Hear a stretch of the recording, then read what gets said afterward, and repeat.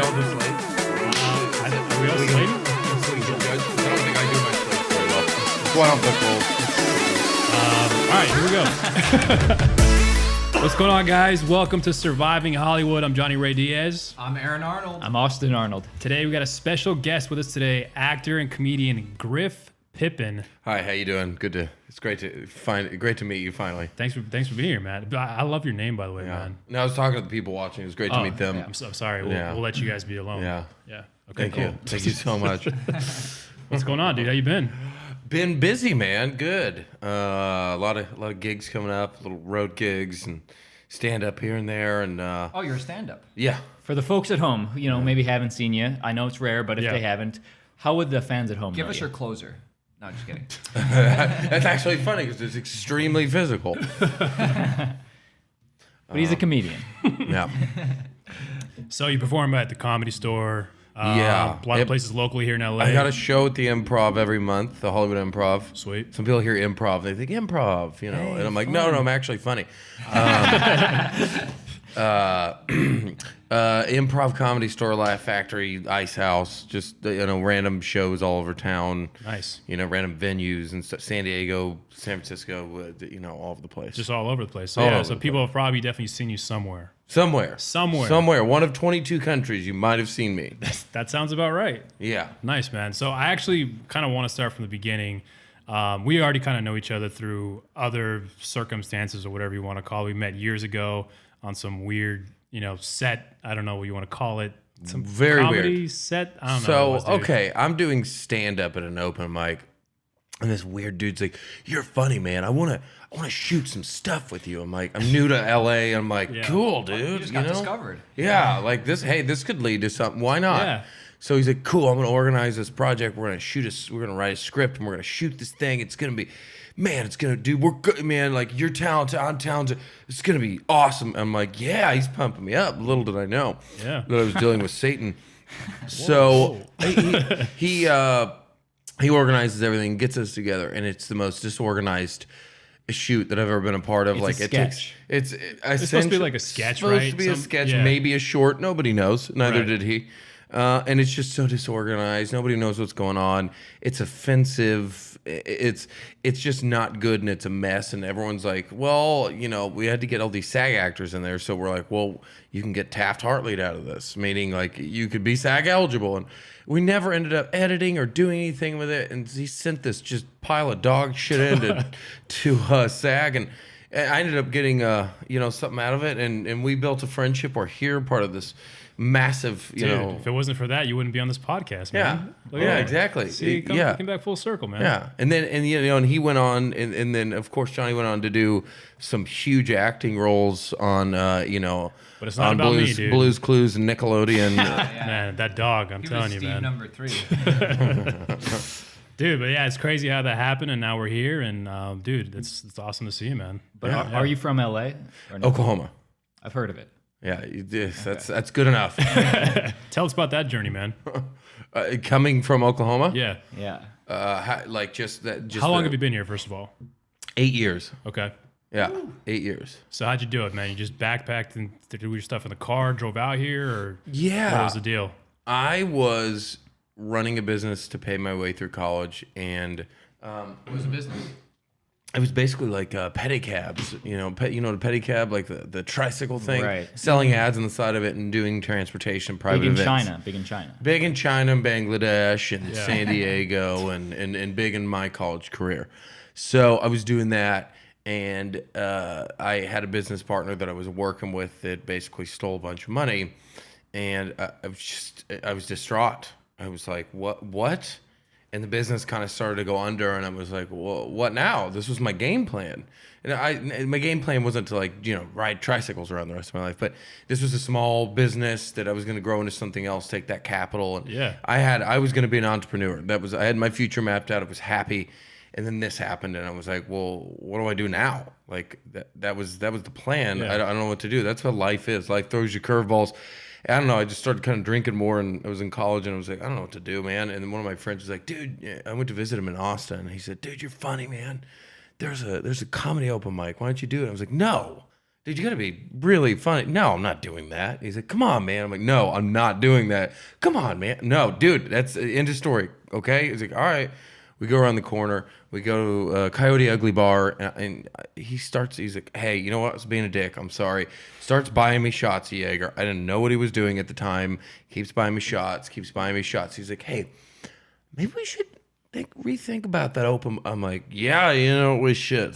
We should do the open mic, dude. Did it, bombed. Well, did you have any material written? No, on a napkin, it was like retirement home jokes. Like, what? I'm not even kidding you. I don't even know where they came from. And then I did another one 2 days later, and I was hooked. And then came back to Oklahoma. There's nowhere to perform, and there was a music open mic every Wednesday. And it was once a month, and I remember going those first few months. It was bad. I got booed. They're not there to see comedy. Yeah. I was like, oh, this is all I got. I got to figure out how to make these music people like me. And so finally, one time I started doing crowd work, and in the moment, riffing, had a great set, and a band was there. Said, hey, dude, that was awesome. Do you want to come open for us? Be the hype and man. tour? Wow. And I was like, yeah. My business future's gone. I'm about to end college. I got nothing else. That's all I got, man. Let's do this. So I drove around and toured in a van with 4 of the band members, and I would open for them, and they'd play, and then sometimes vice versa, and then sometimes I would open, they would play, and then they would bring me on stage, and I would sing, and we'd create this super group, and I would just sing blues, and they would just jam out and play with me and crack up, and the audience was like, what is this? I was like, I didn't know, but it was...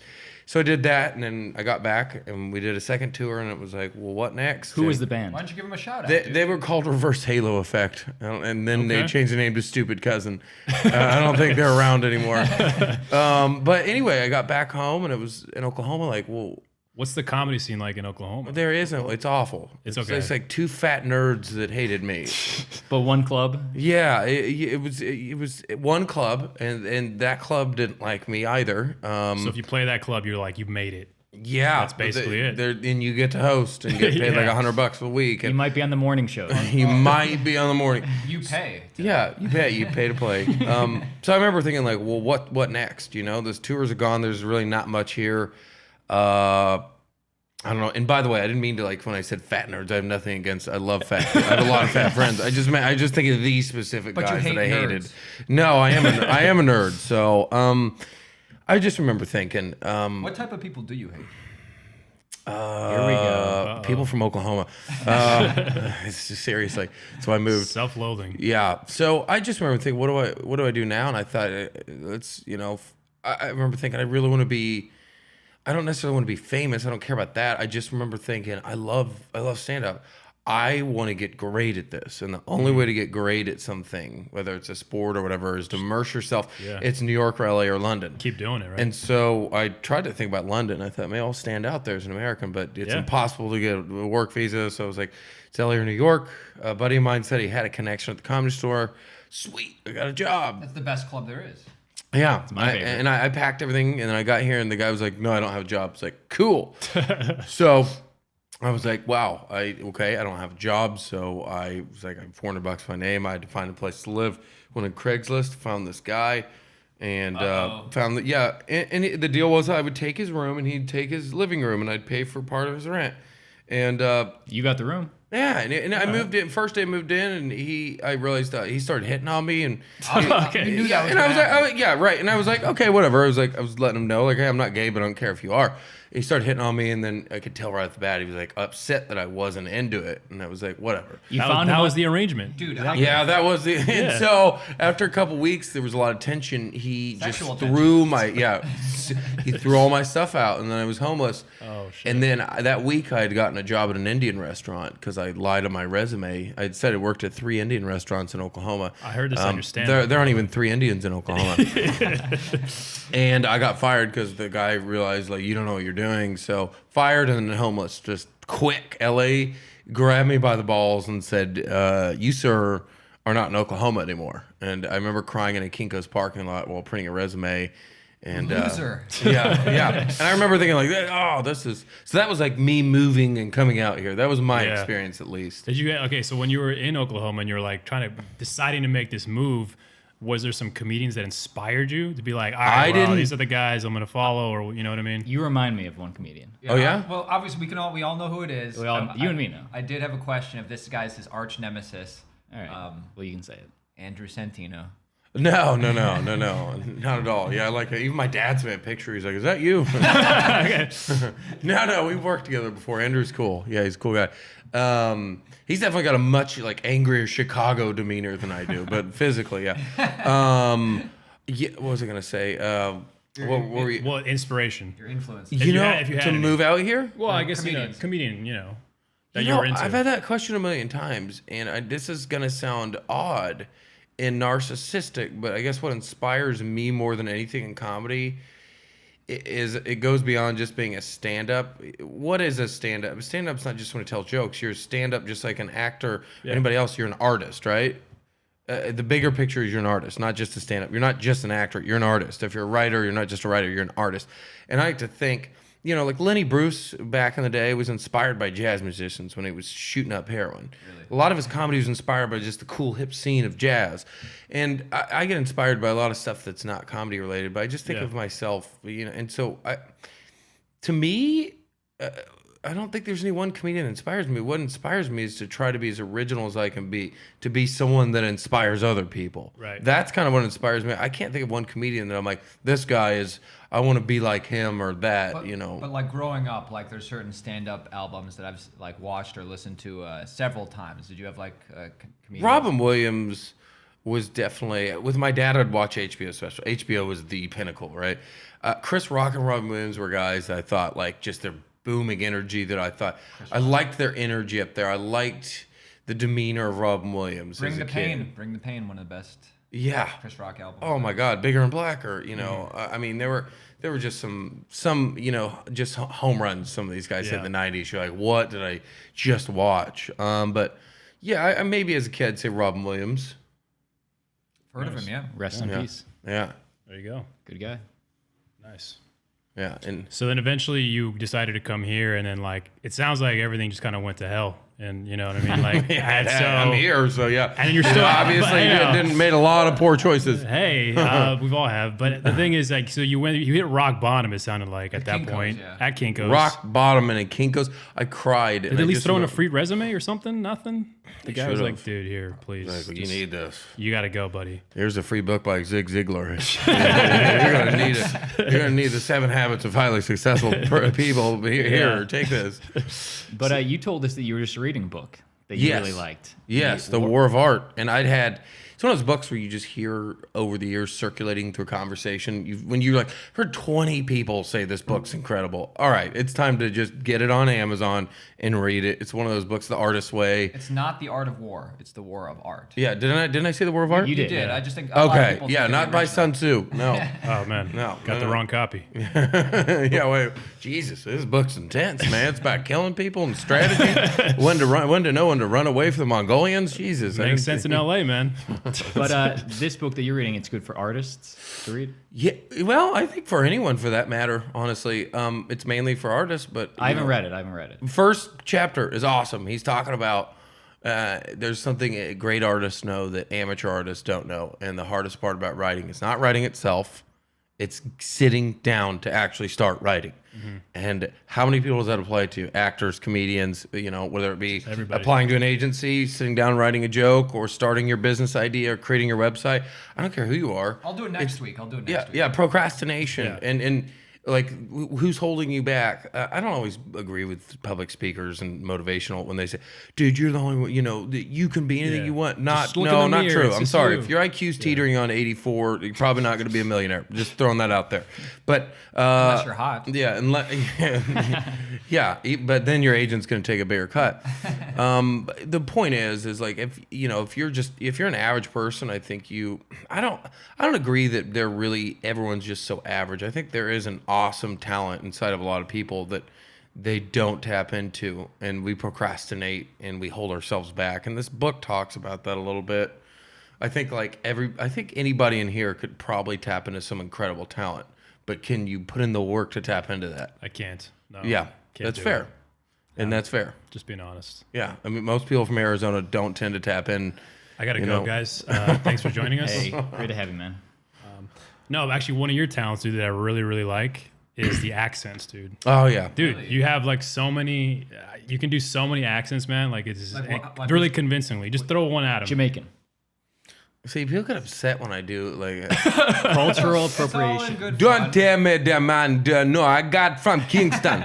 I've been to Kingston, man. They're great people there. We're going to the Olympics this year, man. I don't know if that was What good. is To any cool- is Cool Jamaicans Runnings or listening, what? any Jamaicans listening, I apologize if that was garbage. Can you do some Ebonics? Like in Jamaica, they speak what's called patois, which is just a dialect of English.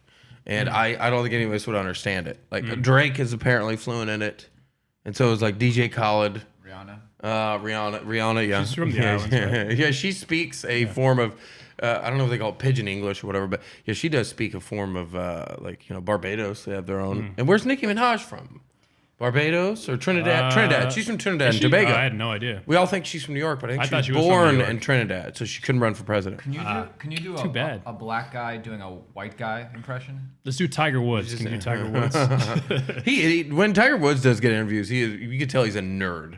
That's why when people are like, dude, how did he go after all those women? I'm like, dude, he grew up this like nerdy kid that got straight A's, and then he got all these chicks thrown at him. Like, Absolutely. he's like, I got to play catch up. Yeah. Well, I heard the story that he had to ask Michael Jordan. It's like, hey man, how do you get women? And Michael Jordan Yeah, was like, yeah. tell them that you're Tiger Woods. Yeah, I heard that story. Yeah, exactly. Yeah, exactly. So he That's didn't funny. even know after he made it. Tell them you're Tiger Woods. Yeah, and now I think he's grown up a lot. Right. I watch him in interviews, and I think he's really like turned into a decent guy now. Like I think his so, priority is his kids. It's not about him anymore. It's Yeah. his whole life has been about him. And I think just life just beat him down physically and mentally to like, it's not about you anymore. Okay. Well, everyone pretty much had him for dead. You know what I mean? But like he came back. And Oh, he won, dude. dude, that's so sick. I thought that's a really cool story, man. My That's awesome. favorite, I've been a golfer my whole life. My favorite thing is watching Tiger sitting in this room watching an iPad. And it is ESPN seen after this. anchor, after sports analyst going, he's done. He's done. Yeah. Give it up. You're retired. You're a loser. You're done. And he's just sitting here quietly watching it, smiling and grinning. And this is before he'd really made a full comeback. So this was like the world Yeah. telling him no. Yeah. And then, I don't know, six months after he wins, this wasn't as surprising for him to win the Masters because he'd won a huge tournament last year and almost won the British Open. Yeah, I remember Like that. he's in the mix. Like I mean, he's just so good, dude. It's like you can't. past his prime, screwed up back, 43, kids Yeah. are priority, still better than everyone. Yeah. That's how much better he is. That's how it is, dude.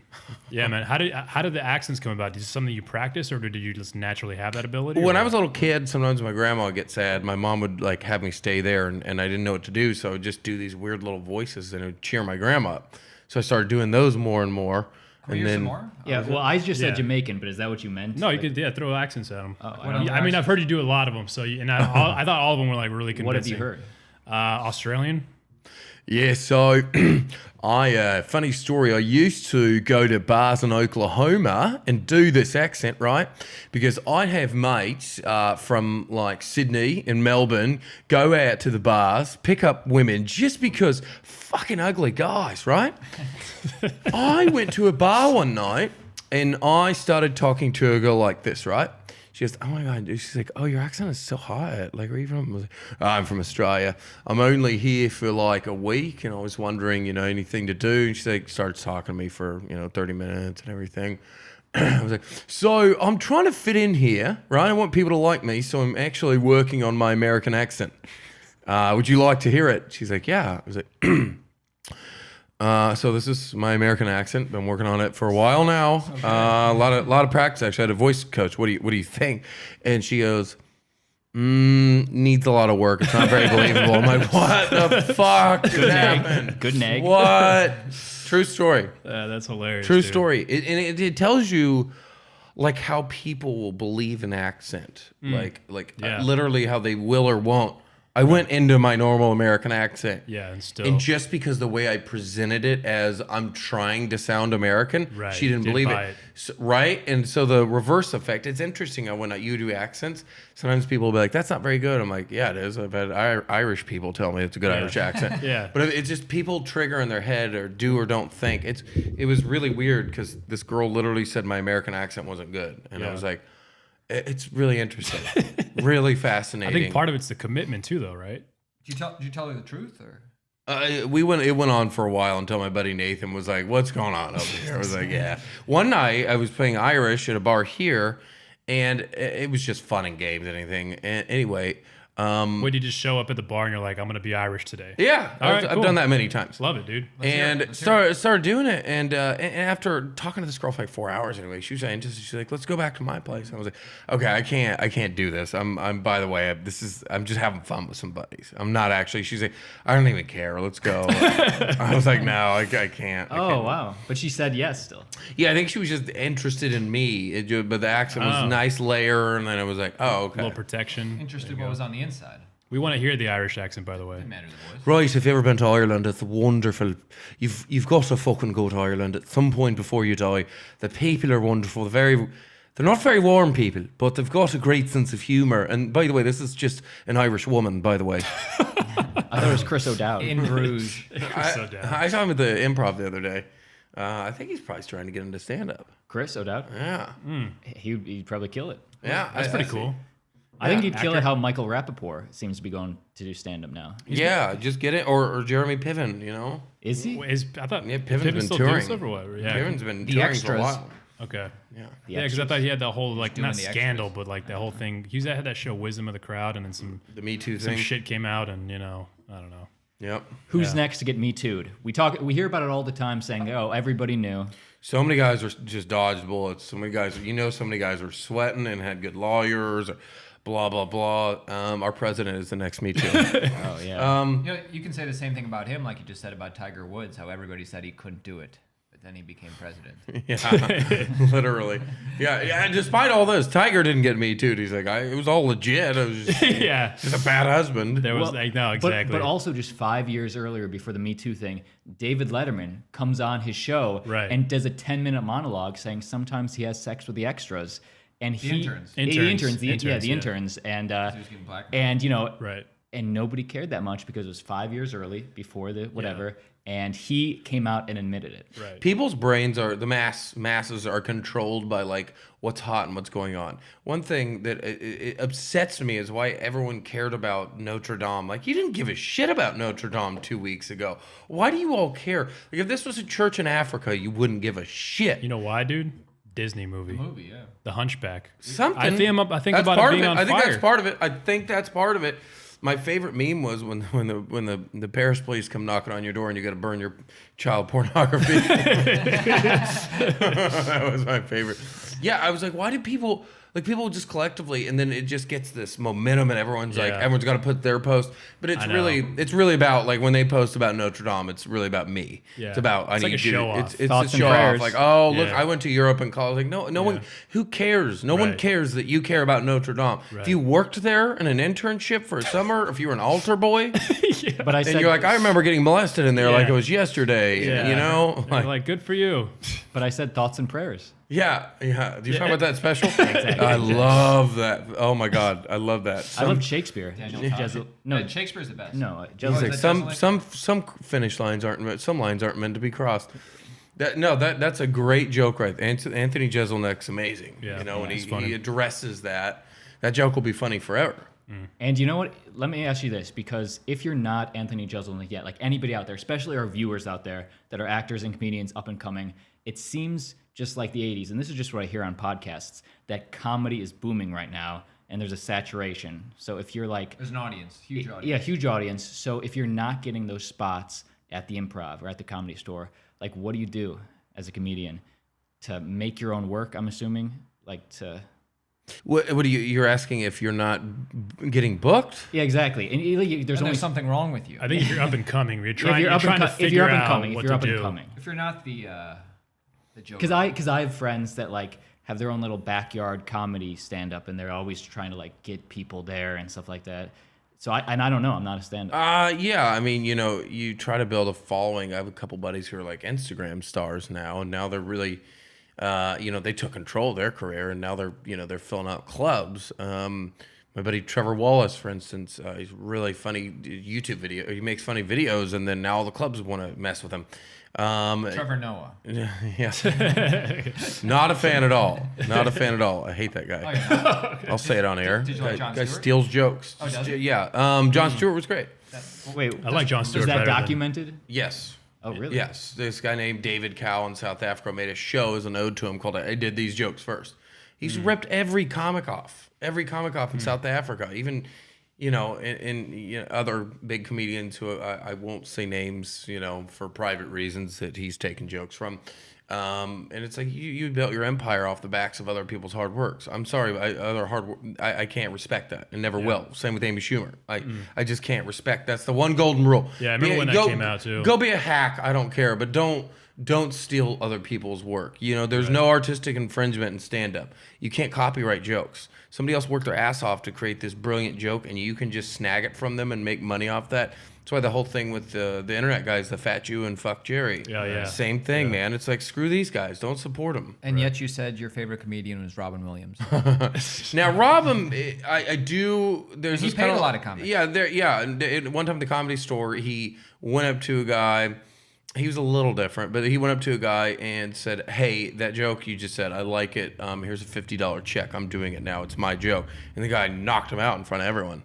But he used to go up write checks to dudes, So there was some type of decency to. I mean, it's still crappy. At least He he did steal jokes, but at least he'd be like, instead of just taking someone else's joke, and he'd be like, "Listen, I'm gonna take that joke from you, but I'm gonna pay you." So there was at least Some that. kind of compensation, There's some something. compensation. Yeah, Yeah. some bigger comedian said, "Hey, man, I love your closer right now. Here's $2,000. Not my closer, but it's something I wrote." I would be more than happy, because here's why. Because I'm like, somebody just paid me for my brain. Like that would honestly feel pretty great. I'm like, oh well. I can go write more jokes. I'd feel pretty good about that. And that's not joke stealing, but if somebody says, "By the way, this joke's mine. Here's a check," you don't even have a choice.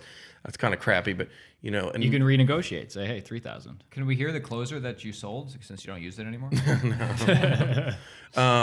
yeah. So Robin Williams, there was always a little bit of it. It's kind of like an athlete, your favorite athlete finding out he did steroids. It's like he was still a great athlete, but he still hit all those home runs. But he did it with a little bit of help. So, Robin was those guys that you hear stories about. He just riff for an hour. Yeah. And still be the greatest comedian in the lineup. Like, he didn't even need to get other jokes, and he could still. And I've heard that about Trevor Noah.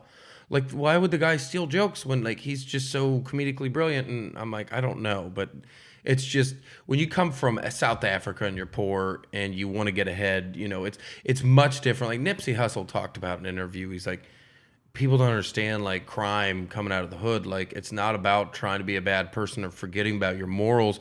It's about survival, man. You commit a crime because you're just trying to survive. And I said, yeah, totally. So it's the same thing with Trevor Noah. You're probably trying to get ahead. You don't want to steal jokes, and you're trying to get out of, a crappy situation, and you want to move to America. So you do whatever you can. I get it. I get it. You refuse to do the Daily Show until Trevor Noah rights his wrongs. I would probably even address it. On the show. That would be really cool. That's only going. Call that a stupid move, or It's going to the web. It's not going viral. Not on air. Yeah. It's going. I think I would address it in a polite way, saying, "I like you, Trevor, and I want to address something, and I want to hear what you have to say about it." There's been. I know a lot of comedians accused you of this, and it's almost like throwing someone out, like, hey, like a Me Too movement kind of thing. Like, hey, you did this thing in the past. Do you have something to say for yourself? Because that's a big deal to me. That's the one cardinal rule in stand-up. Yeah. Do it. You know what I mean? Go up there and do just about anything else. Tell crappy sexist jokes, whatever it is. Hacky jokes are better than stealing jokes. Not far off. They're better. They're a little bit better, but hacky is like teetering on just wow, that's not original. So far, what I'm getting from this interview is that if there's somebody sitting in Oklahoma right now feeling really lonely and homely, the way to get into comedy is to steal jokes. And One, find them on the internet. It worked for Yeah. Trevor Noah. So. Yeah. No, but seriously though, if somebody was listening, we have somebody checking out that wants to be a comedian. I know Trevor Noah and listens, they're literally in, I don't know, Oklahoma or somewhere that comedy isn't necessarily a big thing. What would you recommend that they do? How do they get going? Yeah, it's tougher in these smaller markets, but a lot of comedians come out of these. Even, a guy, Nate Bargatze, who's really funny, man. He's well known around the circuit, around the country. He just came out of the Netflix special. It's really good. It was on the homepage of my Netflix. And I think he lives in Nashville, which I didn't even, I thought, if you were going to be Netflix special, you had to live in New York or LA, but I think he lives in Nashville. So, if you're in one of these smaller markets, almost everywhere has a scene now. Start a How podcast. small how small we talking?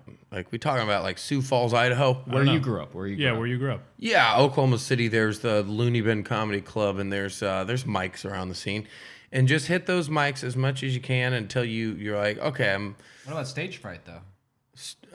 you have to start somewhere. You got to just get out there and The do war it. of art. Yeah, you got to Yeah. you got to get out there and it's same thing exactly. Very applicable. You just got to get out there and do it. I guess I never really had stage fright. If I'm as an introvert, if you're an introvert, it's probably a more daunting thought to start that process. To me, it was Yeah. just like I've been doing this shit in front of my friends, being an idiot for years. I'll just go do it in front of strangers now. Yeah. But Yeah. for some people, it's scary. But that's the same thing for anything. You know, it's like Right. you just start it. Does the war of art, talks about just stop procrastinating, do it. And this artist he was talking about being a writer, and he was like, you know what? If my normal work day is this, I show up to work at 10, I write for 4 hours, and then I'm out by 3, or I'm out by like 2 or something. I'm out of there, and it doesn't even matter if they were the art. It doesn't even matter if the writing was good. It just matters that I did it. I got in there and I did it. I overcame that procrastination and that fear and, fighting creativity. And that explains how Adam Sandler gets his movies made. I don't care if it's good. I did it. Grown Ups 3. I heard it compared. Netflix movie. I mean, it's the same thing, I heard it like a good analogy is like, oh, you're running a shop, like a general store. It's like some days you're gonna open that shop and nobody's coming in. Yeah. You have no idea. Some days you open that shop and you got everybody coming in, but you can't have those days that everybody comes in if you're not open on those days that nobody's coming in. Yeah, and you know what I mean? It's like you're just going to, you might have, and for me, sometimes I'll write material, I'll write like 10 different bits, and 9 of them will suck. And then 10 one is, it's a numbers game. It's just, What do you write about? well, like just stuff that's going on in my life right now. Like I don't have enough. I keep getting into legal issues, and I don't have money for an attorney. So my dad's an attorney, so he's like my lawyer now, and he's this Southern guy, and he gives the worst legal advice. And I just do his accent. He's like, "Well, just don't sign it. It's a bunch of bullshit." Well, it says I have to. Well, then fucking sign it. Okay. I'm like, he gives the worst legal advice. He's like, "Well, we're just gonna end up suing him over there at the."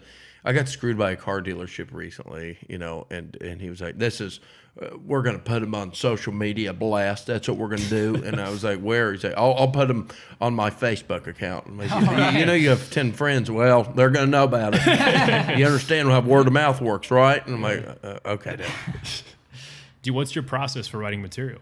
Is that just picking from? I bet it'll change after reading this book, but everybody's different. Some comedians do what's called writing with a microphone, which is pretty common now. Which you just get a bit and you work it out on stage, show after record show, and then you record it and go back and cut the fat or change things up. Or some guys just sit down and write. More introverted joke writer types might do that. And I'm a little bit of both, but off an idea, I'll just kind of in my head kind of flesh out what premise is, what points I want to hit, and kind of try to cut the fat as much and then get it out. And on stage, there'll be certain areas that'll hit hard, and okay, and I'll just kind of dive into that next time more. But I was watching Sebastian Maniscalco do a new bit the other day, brand new, after He's going so to the hot right now. after the biggest comedian, and after he'd gone to the Oscars and his experience at the Oscars, it was so new, and it was just so polished. It was just brilliant. There's a guy who's just mastered this art form. At the store? Oh, it's at the store. I mean, this guy was brand new. Usually newer jokes are kind of like, okay, they're working it out. It's, so I'm a little bored, right? I might want to get my phone out because I'm bored. But this guy, brand new, he is this theatrics, and it was just incredible watching this guy work a new bit out, and it was like ready for a new special. I was like, wow, this guy's he's got a writing system down that comedians are going to look at for years. Whoa. I don't know what it is. Yeah. I would love to hear it. Love Yeah. to buy his book. Yeah. Yeah. Exactly. Nice. The War of Laugh. The sequel. There it is. Nice. So let me ask you this. Let's get down real nitty gritty. Yeah. What is the Get closer to the mic, please. is there because we did take a couple questions from our audience. They submitted, and one of them asked, and you might have got this question before, what is your worst bombing experience? And did that shape you in any way? Can't wait for more. When you start comedy, you bomb a lot, right? And then I went through this phase where I've never had a bad set for years. And then I realized that's a bad thing. That is a bad thing. That's not good if you're not bomb. You're not challenging. Dude, Seinfeld and Chappelle bomb still. Seinfeld? Yes. I don't think so, dude. Yeah. I don't think so. All those guys bomb still. And Chappelle when, for sure. when I say bomb, I mean it's not the bomb in your head. But Jerry's safe. Chappelle goes for it. yeah, Chappelle more so. He's more of a risk taker, and those specials come out.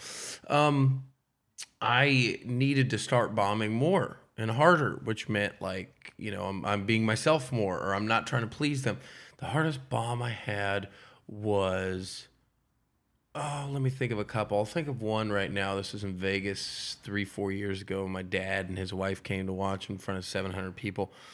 Nice. And You made it. Supportive. I was just, my brain was off. I had not slept for like a whole day. And I remember getting up going, I don't know what's going to happen. And I just wasn't in the moment. And I just went out there and just like a robot repeated my lines. And I was bombing it. And there was just some rough crowd there drinking, like, just got out of San Quentin, not having me. And it just I started getting like yelled at and stuff. Yeah, it was. Yeah, it's one thing to bomb, but it's another to bomb in front of 700 people and your dad. What'd your dad say? Afterwards, it was just. You're not my son. Yeah, yeah. It was awkward silence after we went out to get a drink for a while, and then nobody knew what to say because I didn't know what to say. I think he just ended up saying, "You said fuck a lot." Wow, he didn't even say good job. No, no. I think it was that. No, he couldn't say good job. Wow. He couldn't even do that. Like that would have been rude. That would have been rude to be like, "Good set, son." I was like, "Don't be a dick." He's like, we have an opening at the law firm, and just in case you want to, come back. Yeah. Well, we're gonna sue that crowd. That's what we're gonna do. There you go. But how do you deal with a heckler? Like, were they heckling? Oh, I love hecklers. Really? Because you have the microphone. I think you have the power right off the bat, but I think there's multiple ways to deal with it. You a lot of times they have an interesting appearance that you can just go after, or they're at a table with like a dude if a dude's with his date, you're like, oh, you're not getting laid tonight. She's so embarrassed right now. And the audience likes that.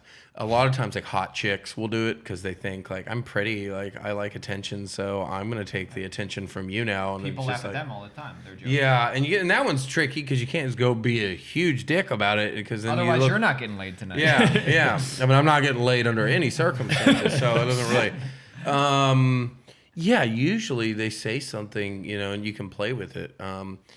So, yeah, you just got to be really sharp and quick in the moment. You don't really have a lot of time to mess around on something like that. But usually they'll say something, and you process it. And if you're not, you're like, can't work with that, you repeat what they said. Give yourself another 5 seconds. Right. Well, what do you do for a living?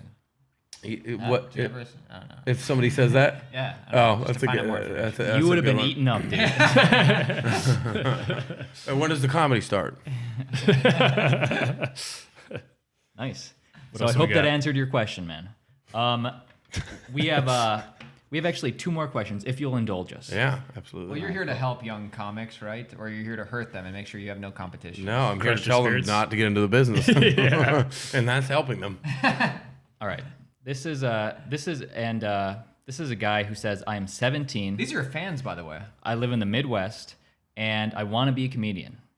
What do they not tell you? Sorry, buddy. What do I need to know? It's a long road. It's a tough business. It pays very little. There's a lot of things about it. You have to love it. Okay, it's a labor of love kind of thing.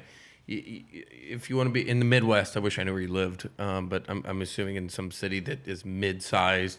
Chardon, Ohio. And the question was, what do I not know? Well, what do they not tell you? Like, say he listens to all the podcasts or he does as much information as he can. What do they not tell you? If you want to really start moving as a stand-up, you got to wear a lot of hats. Like if you're gonna move to LA, New York, whether it's a podcast, an actor, or really great with social media. Us. Yeah. I don't know if there's anything off the top of my head that they don't tell you. But you're getting an entertainment. There's going to be a lot of politics. It's going to be a lot of hard work. There's going to be a lot of unfair hands that you're dealt. And I think it's what they don't tell you is you have to be a lot more than just funny, and to be a good comedian, you got to be an actor, you got to be a networker. You can't don't really have you don't want to have weak points, unless you are an absolute prodigy and a genius. You know what I mean? If you're a Dave Chappelle or something, otherwise you're gonna have to be good in a lot of different things. Yeah. I'm not saying you have to be an Oscar winner, but it really helps to be a good actor. So you can to piggyback off of that. How do you think that?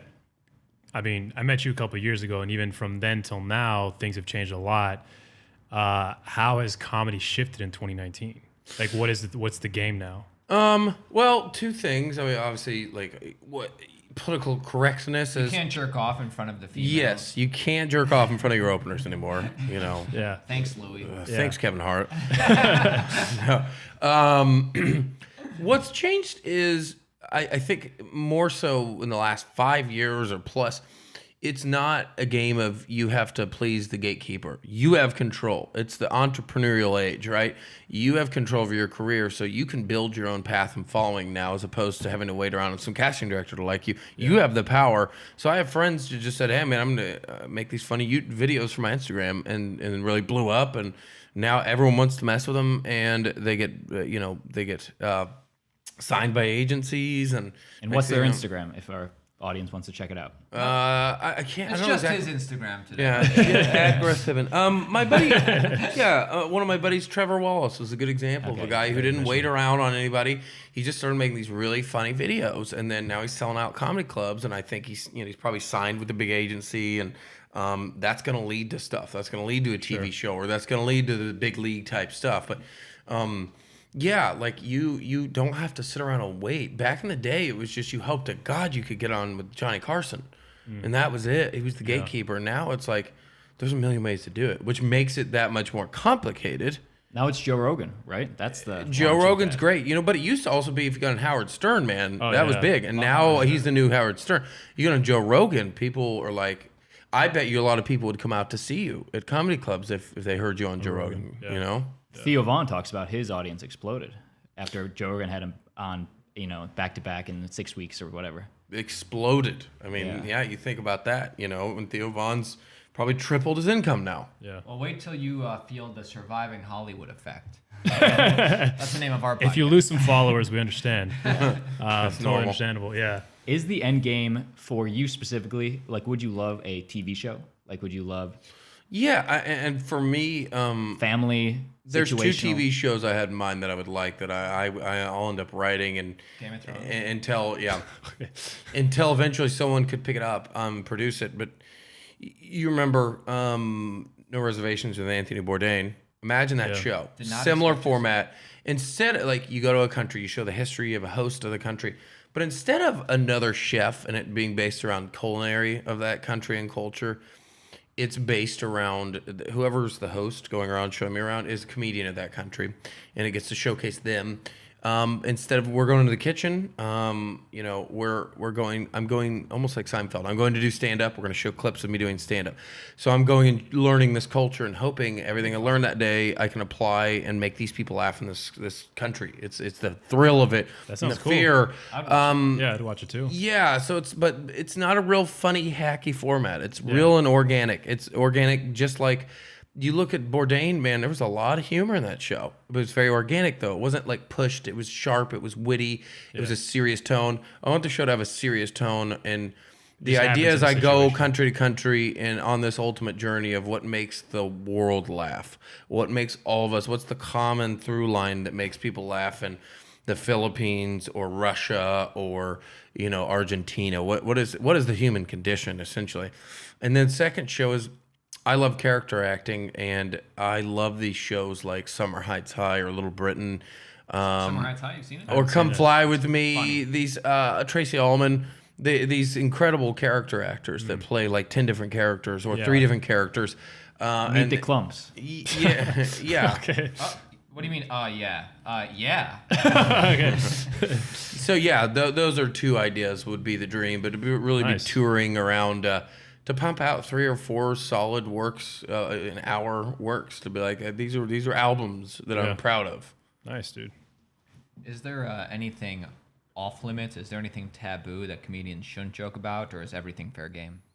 I mean, you know, times have changed in the last 5, 6 years a lot.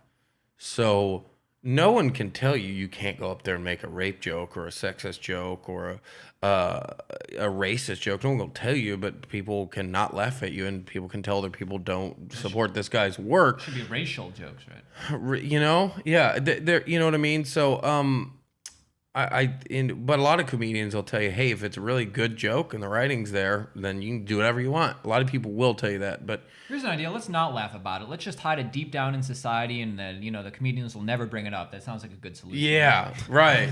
And I don't think that, like, for me, I don't do any sexist jokes. I'm not sexist just because. It's just off mic. What's up? Yeah, yeah. Oh, God, you got thank God for editing. Yeah. Now I don't go there because when my goal on stage is to. I'm not one of those guys that's like, I'm just gonna go up there and have a good time tonight. I'm not like that. I'm too. I'm wired. My job when I go on stage, to me, is to go up there and blow the roof off the place. That's when I put that pressure on myself every time. In order to do that, to have the best possible set, I need to get the most amount of people in the room laughing at me. I want every person to laugh. And if I'm alienating any group, whether it's women or a certain race or gay, I'm not doing my best job. So I push the edge. I make a lot of jokes. I toe that line, man. I make people a little bit on edge, but then like, okay. But if you watch my full set, you'd know I'm like pro-gay, I'm pro-woman, I'm pro everybody pretty much. And so As are we. Yeah. So I think everybody's different, but for me, I want everyone in the room on the same page, and you can't do that. Here's what. Sometimes women be shopping though, Sometimes they be shopping. Sometimes my Capital One card be not liking that. Here's one thing that's so stupid. If I were to give any advice to a young comedian, and a lot of male comedians do this shit at open mics that are new. You go up there and tell sexist jokes. I was gonna say that's Jesus Christ, and it's annoying. Even as a guy, I'm just like, oh Jesus, dude, get an act. Like this isn't even funny. To any young comedian, I'll tell you this. This is some science behind this. Think about a couple things here when you're going up there being sexist. In any given crowd, half your audience probably is female. So you're alienating half the audience, one. And two, science proves women laugh less but louder, and then vice versa. So if you want those big, booming laughs and applause breaks, the ones that make you reconsider your suicide, those ones, get the women on board. Like Crystalia and Dane Cook, and there's a handful of guys that have made a very good living. And who's buying tickets to those Crystalia shows? Women, man, chicks. 5,000 seaters now. Yeah. Those are chicks buying, tickets, love dude. Crystalia. And they're bringing their boyfriends along. So you got to get. And when I learned that, not that I was ever really writing sexist jokes, it was like, and I would never really pander. But I did write a joke one time. It was just a joke that came about. It's about slut shaming and why we should stop doing it, and we should be pro women having sex. It's all about that. And women will come up after a lot and really like that joke, but I started hearing a different type of laughter. When I started telling that joke, I was like, oh, I can hear that frequency now. All the women are on board. It's this big booming laughter, this whole new energy. I just tapped into a whole new level of laughter right there. I'm not necessarily any different. I'm not necessarily a better comedian. I've just tapped into the science of females laughing.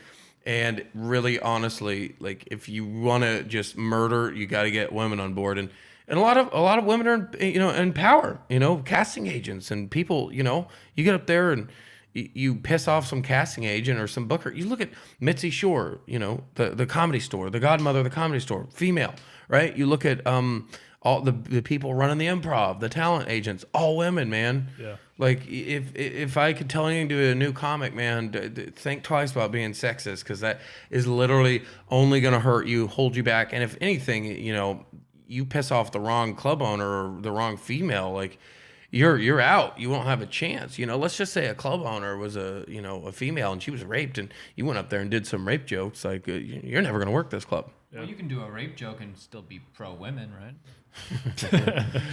It's harder. It's harder. Challenging. Yeah, so I would say if you're a new comic, man, I'm not saying don't be yourself, but if yourself is a sexist guy, rethink who you are and how you view the world is what I'm going to say before you get up there. I didn't realize that was a huge problem. New comics being sexist. Oh boy, and all they talk about masturbating. Yeah. It's like, dude, write a fucking joke. Dick jokes. Write a joke. When you get to my level, be writing jokes about how you can't afford a lawyer and your dad is your lawyer. There you go. When you get to the big league now. But a lot of it's all like a calibration. Like over years, you've kind of gone through all this, like figuring it out, right? I mean, because like a lot of new guys are not going to know. You right? think throughout the years of doing comedy, you constantly question yourself. Like, am I doing this wrong? I think I've been doing this inefficiently. I don't think. Nope. It's just trial and error. Like anybody else, you just keep failing and failing. You might succeed this one or that one fail. You just keep failing, and the idea is that you're slowly getting better. It's a stock market graph. It's up and down, but ideally it's going upwards. And there's weeks where I'm like, I think this is a waste of my time. Then there's weeks I'm like, no, this is a great idea. So, it's not like you can go to a conservatory or you read something online or you can read books or take classes, but those are all a bunch of bullshit. Anybody that's new trying to think about it, it is a load of bullshit. Anybody that teaches a comedy class sucks at comedy. You can only stand-up's an art form. You only learn through trial and error. And it's a labor of love. I mean, you just have to. It's got to be in your blood if you want to keep doing it over the years. I just went to Edinburgh, the comedy festival last year, and I'm going again this year. That's a great place for anybody to go if you want to get better and learn about comedy and immerse. The idea of going there for me was like, if you want to learn another language, go to that country and immerse yourself. There's no better way to immerse yourself in comedy than go into it. Even if you're not into comedy, theater, just traveling. Oh my God, the Edinburgh Comedy Festival is the coolest thing I've ever been to in my life. Nice. Yeah. Very nice. Any other audience questions? We covered every single audience question. Were you going to ask those current events? Oh, right. Yeah, Johnny said that he told us that he was getting his comedian friend on, so he said prepare a really good question. So I was just thinking about this all night. Where do you get your ideas? Okay. I'm just kidding. It's from the Norm Macdonald podcast. Okay. I bet you there's a podcast. Where do you get your ideas? Who was it that? Yeah. Did you see the who was it that somebody Norm Macdonald, Adam Egget? Yeah. Adam, who's the talent coordinator at the Comedy Store. Did you see that fans. episode? Who was that? Yeah, who was that actor? Adam asked that guy, "Where do you get?" It was, That's what I mean. Yeah, he does it to every guest. well, who's the first one Norm was... Macdonald put him up to that bit. The first one was... I only saw that clip. I didn't know it was a thing they did. That guy got so mad. Well, no, it was Bob. Oh, it was Bob Einstein. Yes. Osborne, Bob. Yeah, Bob. God, that was funny, dude. Yeah. That was so... He did the same thing to Adam Sandler and everybody and all the guests. Bill Hader. Oh, Yeah, that's hilarious. Some of them think he's serious and try and answer the question, but others just laugh and be like, "Oh, come on, dude." Jesus. Oh, that's funny. I didn't know it was a bit they did. Yeah. I did have a few questions because this podcast, it's more than just a podcast between friends. This is it? also. There's a romance. There's a romance going on right here. It's also Between lovers. a product of its time. So I just was hoping to ask you a few current event-based questions. Then you can say as much or as little as you want. Since you're a comedian and come up with points of views, maybe you'll actually have something to say, as opposed to the actors we get on who just go, "Oh yeah, I don't really know." Okay, so what do you think about Build the Wall? Well, statistics show.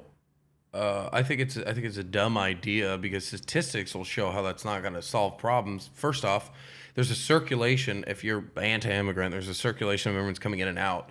So if you build that wall, then your problem doesn't solve. You don't solve the problem because there's that circulation stops. You trap them in. You trap them in, so your numbers aren't actually going to go down.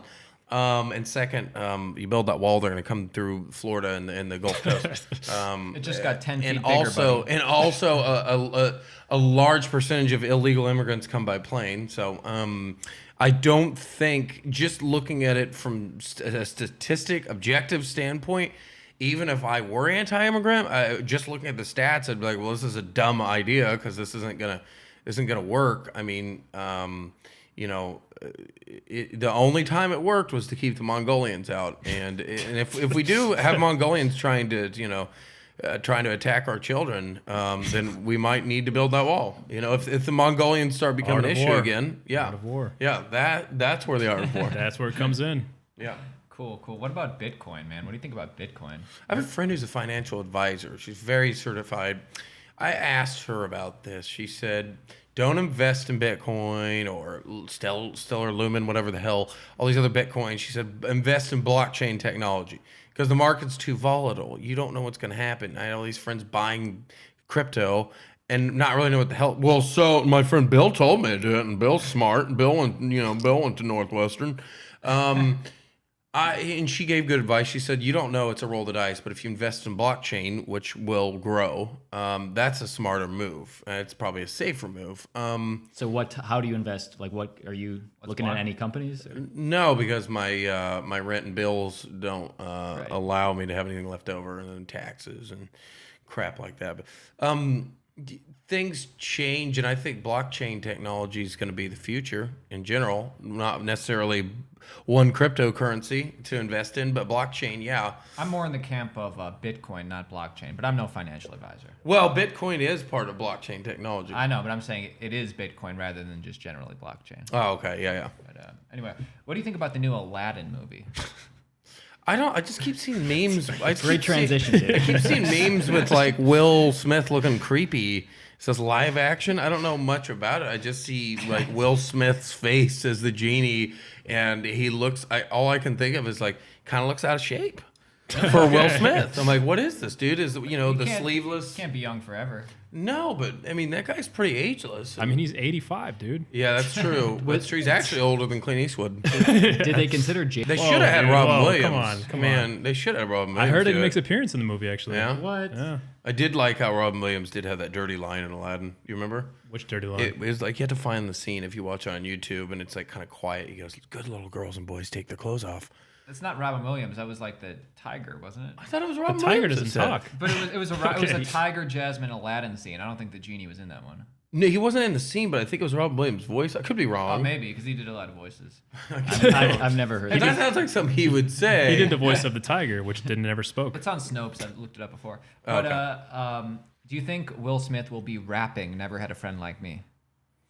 I hope. Yeah, dude, me too. I would love that. Can only dream.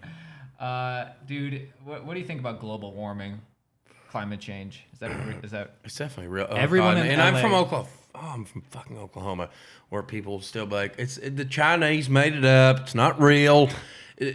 Listen, we were worried about global cooling 40 years ago. I'm like, oh, that's the worst fucking argument. I'm like, gee, well, how many of your Coca-Cola polar bears do you need to starve to death? Like, what proof do you need? Majority of the global climate change scientists agree. Like, what do you? And the ones that don't are being paid off. So, the facts are there. The tsunami. It's so ironic how the people that don't believe, the rednecks in the South that don't believe in it, are the ones that are getting their houses destroyed by the floods that are caused by their consumerism. Well, that's God. Yeah, well, that's God, because there are too many gays in Miami. We know that's what's going on. We know Chicho down there is going to get drowned because he's been sucked. Anyway, yeah, it's real. And the question is, what do you do? Global cooling. Yep. Oh, I've never thought of that. That's a good answer. Yep, global cooling. Yep, pump leave the freezer pump some stuff out into the ozone that blocks the sun, and we don't get as much sunlight. Cools everything down. And then you makes can put a sense. Coors Light just about anywhere, and it'll turn blue. Actually, the correct answer was the Chinese caused it. But, Yeah. Well, I mean, we did touch on That's that. true. We did touch on it. Chinese did cause global warming. Oh yeah. But speaking of that, And cows. We've got to stop eating so much damn beef. I want to read another article about But that. it tastes so good. Look, I mean, actually, the I'm Impossible vegan, Burger's so not it's that bad, guys. I eat it all the time. It's These good. guys are vegans. Actually, we had one at Fat Burger the other day, and we all ended up getting really sick. All got we were all food poisoning, puking But I've had at an plenty of Impossible times. Burger. It was because of that one. Fat location. Burger is, every single one of them is just, the people there is just look like they dropped out of the second grade. It's just, it's dire. They're It's good dire. Dude, I used to It's work dire, there. dude. It's I'm just dire. kidding. They're like whoever, like that's just going under. That company's going under. I don't know what happened, but management is just not. It's bad. How's it It's- different from any other fast food place? A lot of fast food chains are run well. In and out. Yeah, and I've never been to Family- In-N-Out. family owned. Yeah, and that's a Christian company. Do you know that? Yeah, it is. Yeah. Chick-fil-A, Chick-fil-A. man. And they will not. They're privately owned, which is what McDonald's or somebody has put a fat offer on In-N-Out, and they haven't sold out. Like we're talking about like I don't know, like $20 billion for In-N-Out. That was my first job when I was 16, and I was getting paid like $9-10 an hour, and I'm like, what? This is crazy. Yeah, they at pay that their time, I'm employees like, well. wow, I was getting paid so good. Yeah, there's a good energy in there. Whereas every time I go to a Fat Burger, it's like cockroaches on the floor, and they're like, "What do you want?" And nobody wants to be there, and everyone's just smoking meth in the back that I sold to them. But Nice. Oklahoma. you know, I love when people go after the Oklahoma City Thunder. They have to bring our city into it. And like, Why, what's wrong you guys with that? have high teen and high female Yeah. incarceration and meth use. I'm like, all right, dude, just talk about basketball. That sounds like Arizona. So Arizona's it's the not same. much different. It's They hate, Ohio. they hate Mexicans. They love their meth. That's basically it. But they love Mexican food, though. Yeah. You know. Mexicans? They don't know good Mexican food. That's right. I got one for you. Louis C.K. Just you're gonna just throw Louis C.K. out there. That's He's your touring thoughts. again. Thoughts. He's touring. I've seen his. He's touring Europe. Here's the thing about Louis. To paint him with the same brush as someone who'd raped multiple women is a little different. What he did was wrong, and he did need to be punished, and still in many ways does need to be punished. Can and will he come back? I think he will. And he's been on stage addressing, opening up like, yeah, I did this thing instead of just hiding behind it. What he did was wrong. More importantly, he was abusing power. And what he did was he was sexually assaulted women, and under no circumstances what he did. Is it assault if you didn't touch him? In some way, it's Emotionally. some an assault emotionally. Like a harassment. But to say a guy that asked these women, "Can I jerk off in front of you?" and they shook their head against their own will is a little different than raping a woman. Under no circumstances can any of this be justified. It's horrible what he did. But it is better than getting raped. Can he use his power to be like, I want to make an example of myself, and what I did was really wrong, and I want to make an example of myself to where hopefully I can inspire other comedians not to do this, and use his fame in a good way, and make a comeback in that way for the right reasons? I'd like to see something like that, not just come back and shove it under the rug like, and just us forget about it. Whatever, he did that back in the day, kind of like we did with Woody Allen and a lot of other people that did some weird shit. We just shoved it on the rug. I think he needs to address it and make an example of himself to where hopefully he can make a positive impact and make a comeback that way. Be like, I screwed up, and what I did was wrong, and I want not only to make things right, I want to do it in the right way to where I can inspire other young, because he still has a big influence over other young comedians. Like, stop doing piece of shit jokes and being a piece of shit. I used to be that my whole life. Stop doing that, and hopefully get someone to think twice if they're going to consider doing something shitty to a female comedian, or a female for that matter. That's the way I look at it. Hopefully you could take it and use it for something good. True. Hey, appreciate you having on the podcast, man. Oh, thank you guys. Plugs? Where can we find you? And you got any shows coming Yeah, up? Hollywood Improv, 10 p.m. next Tuesday. It's not gonna be out by then. April. Okay, that's fair. 3 weeks from now, 3 weeks. 3 weeks. What do I have? Just link your Instagram. I'm at Griff Pippin, GriffPippin, on Twitter, Instagram, Facebook. Griff Pippin. Find me, and I will send you content that I will make personally for you. If you want me to make a pancake, a video of it, I will send it to you. And comment below saying, "Hey, I found you on Surviving Hollywood podcast," so he knows. Yeah, and then you get half off tickets to Johnny's theater shows. Whoa. Only if you're headlining, bro. Oh. See you backstage, buddy. Yeah, see you in that green room. Love it, dude. Dude, thanks for coming, man. I really appreciate it. Thank you for having me, guys. I appreciate it. This Great meeting you, man. This is fun. I feel like a dick that I didn't let you guys talk enough. Oh, they've heard us enough. Yeah, they're here to see you, man. Here to see you. There you go. Thanks for tuning in, guys. That was our last episode of Surviving Hollywood. Ever. What? I'm just kidding. I just wanted to get a reaction. I ended it. I know I don't Like, check that was the so emails. bad. We're not doing this anymore. And that's a mic drop moment. No, thanks, guys, for tuning in. See you guys next time.